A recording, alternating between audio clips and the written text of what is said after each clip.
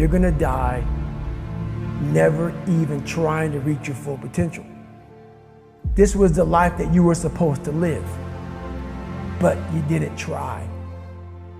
Those of you who are listening to this, whoever hear this, you will not find toughness in a comfortable environment. You will not find it.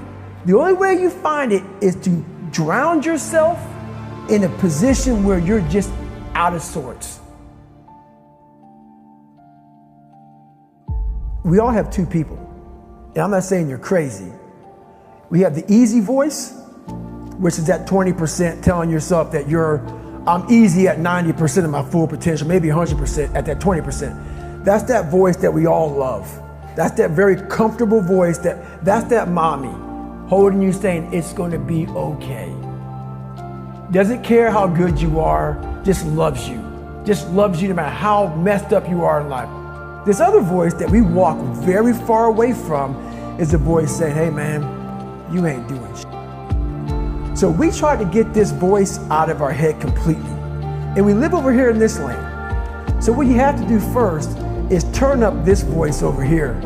The voice saying things to you that aren't nice. That it's in our head saying, you know what man, dude, you're not doing shit. And it's not putting yourself down. People take this the wrong way in this new society. I'm not saying to put yourself down.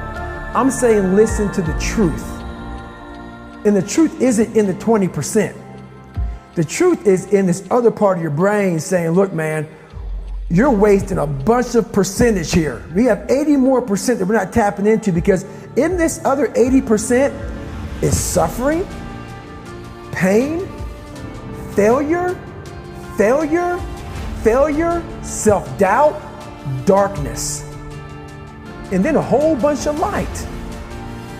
But to get to this light, you gotta go through all of this shit. So a lot of us know that. I can get over here, but over here, man, this is much better because I gotta go through this journey that is not fun.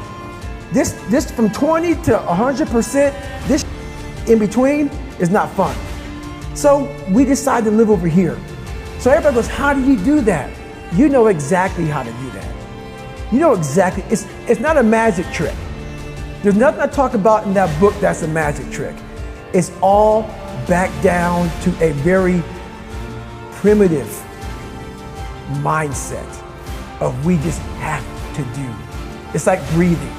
Breathing becomes normal. Like we don't know that we're doing it. That's how you have to live your life. When that alarm clock goes off at 4 or 5 in the morning, your mind says no. You just say, this is what we do. It's what we do now. Because to get to where you want to go, the amount of pain involved, I'm not saying physical, I'm not saying you got to break yourself off.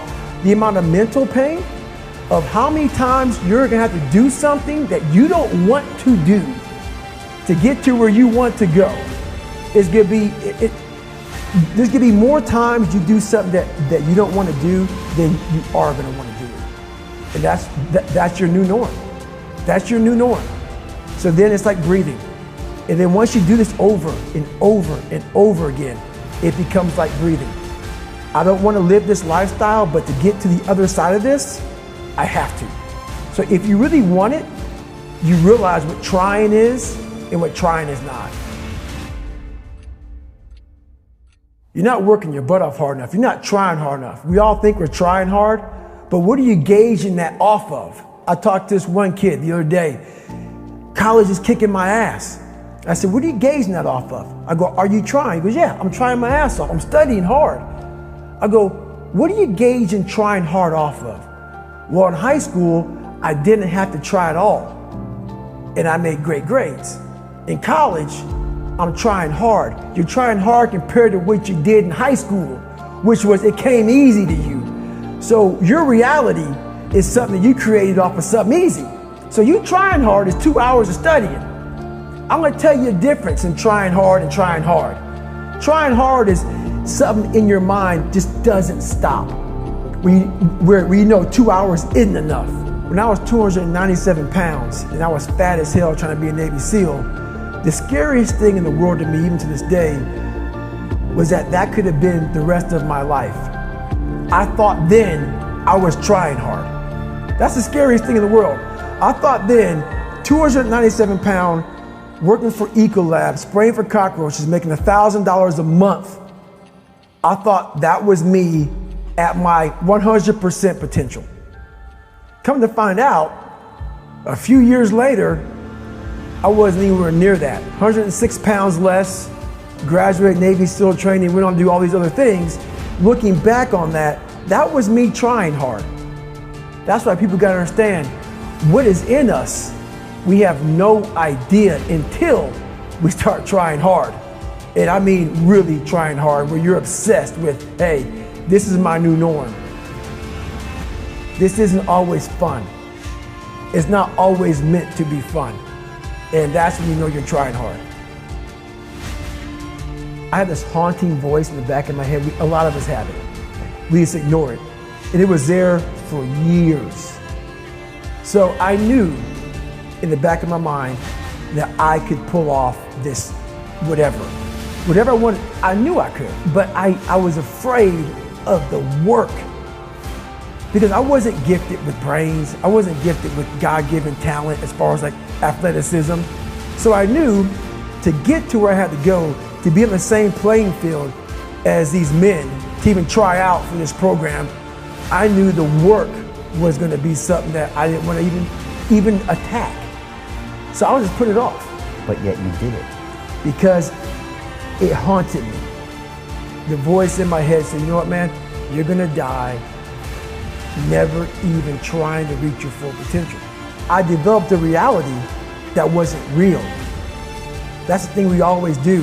We can have a great life, but we always build this reality around the one thing we don't have. So therefore, our great life, we don't even see it. We see the one piece of clothing we weren't able to get versus the amazing things we have. So we focus on that. I was the king of focusing on the one bad thing in my life. The one bad person called me nigger. Everything bad, I focused on that. But over here was a beautiful reality of my life. Even though I came from nothing, where I could have taken my mind for the possibilities of where I can go if I work harder. That was all over here, but I lived in the filth over here. This was the life that you were supposed to live, but you didn't try.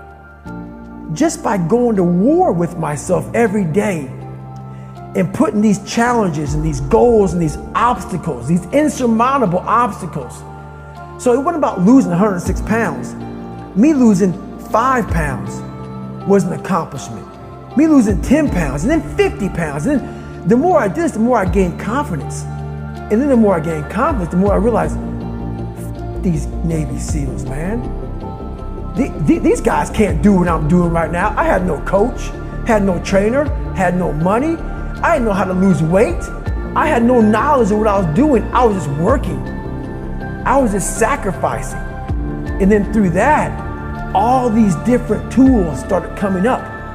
But I would have never found these tools if I didn't put myself in a very uncomfortable place. We all look for toughness. We all want it, but we look for it in a comfortable environment. You will not find toughness in a comfortable environment. Those of you who are listening to this, whoever hear this, you will not find it. I was trying to look for it everywhere. The only way you find it is to drown yourself in a position where you're just out of sorts, where you can't swim and you're drowning. Where you're drowning. You're drowning in life. But you say, you know what, man? Dad, I'm gonna figure out how to backstroke or something. And then through figuring out all these tools, your mind starts to, when you quit, your mind does this. Because you're out. Once you say, I'm not gonna quit, this is the 40%. When you quit, your mind says, we're done. So it doesn't expand. There's no expansion when you quit. When you say, you, this sucks, I'm drowning, I'm miserable, I'm suffering, I'm broken, but I'm not going anywhere. What happens to your mind is it does this. It says, he's not leaving, so we gotta expand, we gotta grow, We got to figure this thing out. So then these compartments in your brain start to they have to work. They have to work. And then you start to engage parts of your mind that you never engaged before. But you can't engage it by sitting back in these nice chairs, drinking this nice water, talking to you, talking about what I want to do. That's where the 40% thing comes in. It comes in when you're in suffer mode and you say, I'm not going to quit. You're forcing your brain now to operate on a level it's not used to, but then it becomes used to it.